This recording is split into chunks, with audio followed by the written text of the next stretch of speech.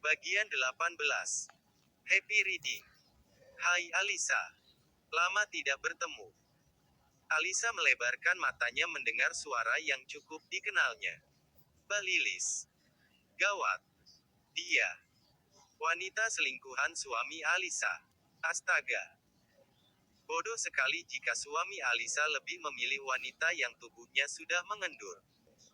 Oh, tampan sekali lelaki ini. Bagaimana mungkin Alisa bisa mendapatkannya? Dia lebih gagah dari Tama. Alisa akan berdiri namun jemari Eldar mencegahnya. Dia mulai lelah berpura-pura sehingga Eldar ingin tahu tentang apa yang akan dikatakan wanita dengan senyum licik itu. Dia siapa Al? Lilis duduk di samping Alisa yang tengah memasang wajah tegang. Kekasihnya. Alisa menoleh cepat. Sementara Eldar menatap tajam Lilis dengan raut wajah penuh kebencian. Apa yang kamu katakan? Sahut Alisa lirih.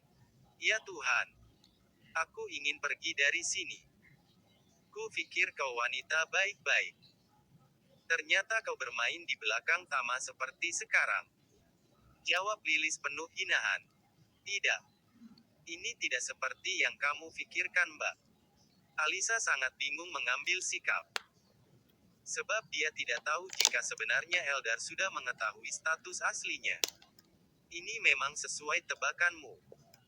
Untuk apa mempertahankan suaminya yang busuk itu?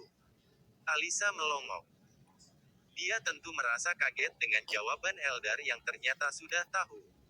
Oh sudah tahu. Kau semacam pembinor. Sayang sekali padahal wajahmu tampan.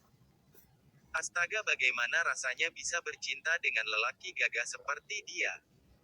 Pikiran Lilis sangat tidak waras. Hatinya dengan mudah berpindah saat melihat kesempurnaan fisik yang dimiliki Eldar. Tidak juga. Aku tidak merusak hubungan mereka. Aku sedang menunggu perpisahan terjadi di antara mereka. Sejak tadi Alisa tidak berpaling menatap Eldar. Dia tidak menyangka jika selama ini Eldar sudah tahu tentang masalah hidupnya namun mencoba untuk diam. Bukankah kita sama? Bagaimana jika kau denganku saja dan biarkan mereka kembali bersama? Eldar tersenyum tipis lalu mengambil es milik Alisa dan menyiramkannya pada wajah Lilis. Ah, apa-apaan ini? Pekik Lilis langsung berdiri dan mengusap wajahnya yang basah. Kau harus disiram seperti itu agar kau sadar dengan ucapanmu. Eldar selalu bertindak tanpa basa-basi sebab dia tahu akan kekuasaannya meski kekuasaan itu tidak diperlihatkan. Kau akan menyesal. Wanita di sampingmu tidak becus mengurus rumah tangganya dengan baik. Lilis tidak juga berhenti karena muka tebal yang dimiliki. Dia masih ingin menarik simpatik Eldar. Kau merebut Mas Tama Mbak. Kenapa Mbak Lilis berkata itu? Harusnya kau berkaca Alisa. Kenapa Tama lebih memilihku daripada kamu? Sebab orang buruk akan berjodoh dengan orang buruk juga. Apa itu maksudmu? Sahut Eldar mulai berdiri dan menghampiri Lilis. Alisa ikut berdiri untuk mencegah jika mungkin Eldar melakukan kekerasan fisik. Tangannya meraih lengan Eldar untuk berjaga-jaga. Tidak. Jangan meladeninya. Pinta Alisa berbisik. Memang itu kenyataan. Dia tidak becus mengurus rumah tangganya. Biar aku yang mengurusnya jika memang suaminya merasa keberatan. Bibir Lilis terbuka tertutup mendengar itu. Akan ku beritahu Tama soal ini. Tidak Mbak. Ini salah faham. Aku tidak memiliki. Beritahu saja. Agar suaminya cepat menceraikannya. Sahut Eldar membalas ancaman Eldar. Oke. Tunggu saja. Dengan raut wajah geram, Lilis melangkah pergi. Alisa melepaskan pegangan tangannya. Dia tidak tahu harus bersikap seperti apa di hadapan Eldar. Sejak kapan? Tanyanya pelan dengan wajah tertunduk. 1 minggu yang lalu. Alisa mengangguk seraya meraih tas kecilnya. Kau mau pergi? Bibir Alisa tersungging, memberanikan diri untuk menatap Eldar. Semua akan semakin terasa buruk setelah ini. Bukankah seharusnya kau berkata jika kita berteman? Protes Alisa sudah membayangkan bagaimana cacian yang akan didapatkan nanti. Kamu masih membelanya. Apa kamu sadar jika semua ini kulakukan hanya untuk membebaskanmu? Aku tidak memintanya. Bukankah kau yang melakukannya sendiri? Aku ingin bebas secara terhormat. Bukan seperti ini. Eldar menarik nafas dalam-dalam. Ini terasa tidak adil sebab Alisa tidak bersikap seperti apa yang dia harapkan. Aku pikir kau akan berterima kasih padaku dan merasa kagum karena aku masih bersamamu meski kau memiliki seseorang di sana. Aku tidak ingin jadi tersangka. Tersangka. Aku tidak mengerti maksudmu. Kau tidak akan tahu, jadi sebaiknya kau tidak perlu ikut campur. Aku minta maaf. Tolong, jangan temui aku lagi. Dengan keterpaksaan Alisa mengucapkannya. Dia tidak ingin memperburuk keadaan karena hadirnya Eldar. Eldar mengambil kunci motornya dan meninggalkan uang di atas meja lalu berjalan menghampiri Alisa yang masih berdiri di pinggir jalan untuk menunggu taksi. Wai babe, kau tidak menghargai perasaanku? Tanya Eldar merajuk. Alisa tidak bergeming seraya menahan perasaannya yang bergemuruh. Aku menyesal mengucapkannya. Kau tahu ini pertama kalinya untukku berhubungan dengan seseorang. Aku mohon, maafkan aku atas kelancanganku tadi. Alisa melangkah menuju taksi pesanannya dan masuk tanpa satu kata pun yang terlontar. Eldar menatap terpaku ke arah taksi yang ditumpangi Alisa dengan tatapan lemah penuh penyesalan. Apa aku terlalu terburu-buru dan bernafsu? Aku hanya tidak ingin melihatnya bersedih tapi dia malah marah padaku. Di taksi, Alisa segera melakukan panggilan dengan Monik sebab dia tidak memiliki kontak milik Mbak Sarah.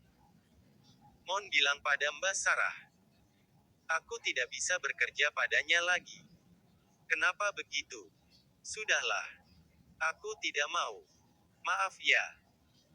Alisa mengakhiri panggilan begitu saja seraya memijat kepalanya yang pusing. Matanya berkaca-kaca dengan rasa sesak yang semakin memenuhi dadanya. Pasti mereka akan menyalahkan aku. Saat aku tidak melakukan kesalahan saja sudah terasa pedas. Apalagi jika aku berbuat salah.